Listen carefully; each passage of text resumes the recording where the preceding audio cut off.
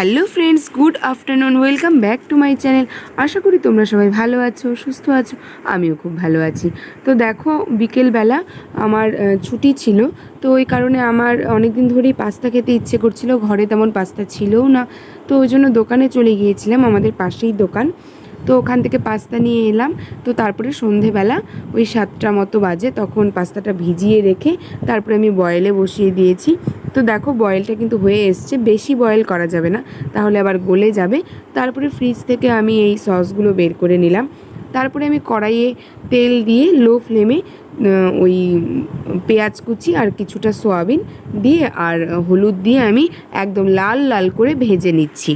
পাস্তাতে তোমরা চাইলে সয়াবিন নাও দিতে পারো, কিন্তু আমি সয়াবিনটা দিলাম, কারণ সয়াবিন দিলে একটু অন্যরকম টেস্ট আসবে। তারপরে আমি একটা ডিম ফাটিয়ে দিয়ে দিলাম।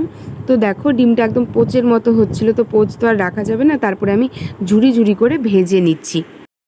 এবারে আমি 2 চামচ মতো সয়া সস, 2 চামচ মতো গ্রিন চিলি সস আর 2 চামচ মতো টমেটো সস দিয়ে সেটাকে আমি নেড়ে চেড়ে নিচ্ছি। একদম গ্রেভিটা যখন শুকিয়ে আসবে, একদম যখন গ্রেভিটা থাকবে না, তো দেখো গ্রেভিটা কিন্তু শুকিয়ে এসছে। এবারে আমি পাস্তাটা দিয়ে দেব। পাস্তা দিয়ে বেশিক্ষণ ভাজা যাবে না, পাস্তা দিয়েই নামিয়ে ফেলতে হবে, অল্প একটু নেড়ে চেড়ে। তো দেখো, আমার কিন্তু পাস্তা প্রায় হয়েই এসছে। এবারে আমি নামিয়ে নেব, সার্ভ করব। তো আজকের এই ছোট্ট ভিডিওটি আমি এখানেই এন্ড করছি। তোমাদের যদি আমার ভিডিওটির কিছুটাও ভালো লেগে থাকে তো অবশ্যই লাইক, কমেন্ট এবং শেয়ার করে দিও, এবং সাবস্ক্রাইব করতে কিন্তু ভুলো না। আবারও পরবর্তীতে নতুন ভিডিও নিয়ে দেখা হবে।